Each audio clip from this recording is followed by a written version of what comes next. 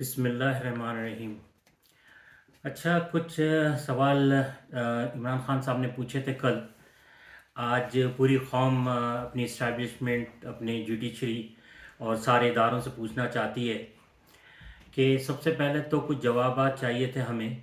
وہ یہ ہے کہ عمران خان کے خلاف جو آپ لوگ سب ہیں اور ان کو جان سے مارنے کی بھی پوری کوشش کی جا رہی ہے، تو پوری قوم ایک سوال کرنا چاہتی ہے، کیا وہ پاکستان کے دشمن ہیں؟ کیا انہوں نے پاکستان کو کوئی نقصان پہنچایا؟ کیا انہوں نے اداروں کو کمزور کیا؟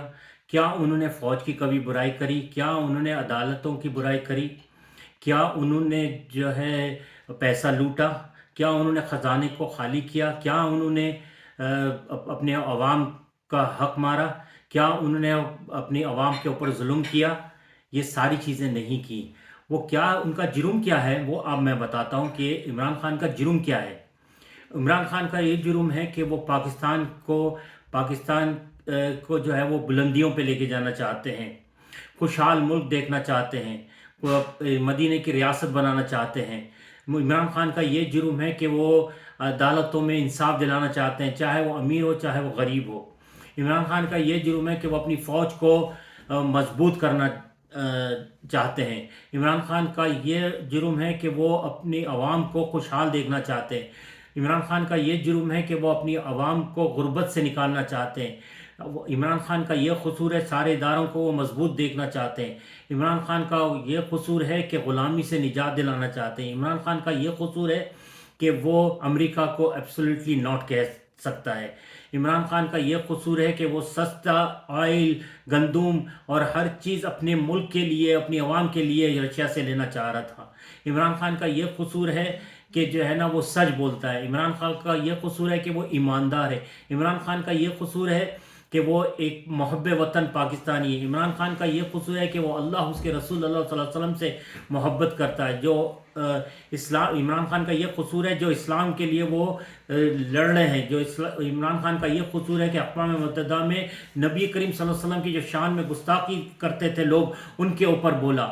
آج تک کسی لیڈر نے نہیں بولا۔ یہ ان کا یہ قصور ہے۔ میری کیا پوری قوم کا یہ سوال ہے کہ جب ایک محب وطن آپ لوگوں کو مل گیا ہے تو اس کی جان کے دشمن آپ لوگ کیوں بنے ہوئے ہیں؟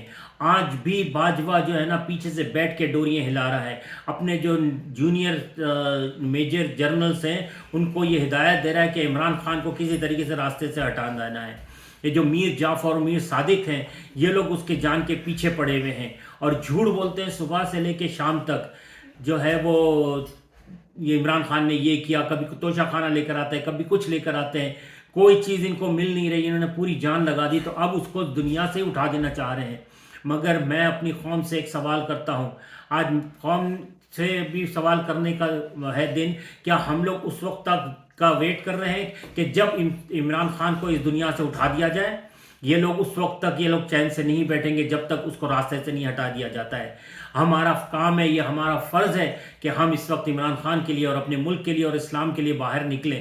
دیکھیں، میں نے آپ لوگوں کو بار بار بولا ہے یہ ایک بات کہ یہ لوگ اتنی مہنگائی کر دیں گے، یہ دشمنی کر رہے ہیں پاکستان سے۔ ان کو یہ معلوم ہے کہ اگر اب عمران خان آ گیا تو ہم 10-15 سال تک تو واپس سوال ہی پیدا نہیں آ سکتے ہم لوگ، کیونکہ ان لوگوں کا جھوٹ، ان کا فریب، ان کے غداری، ان کے دھوکے بازی، ان کی لوٹ مار، سب کو عمران خان نے بے نقاب کر دیا ہے۔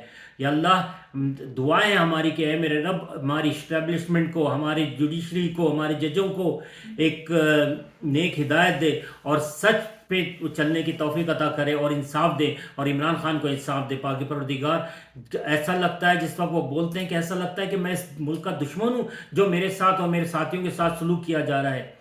تو خیر، پاکستانیوں سے یہ اپیل ہے کہ بھائی خدا را نکلو ابھی بھی اللہ کے لیے، ورنہ یہ لوگ نہیں چھوڑیں گے، یہ لوگ الیکشن نہیں دیں گے۔ ان کو معلوم ہے ان کا کیا حشر ہونے والا ہے، کیونکہ اس وقت عمران خان نے کئی لوگوں کے چہروں سے نقاب اٹھا چکا ہے۔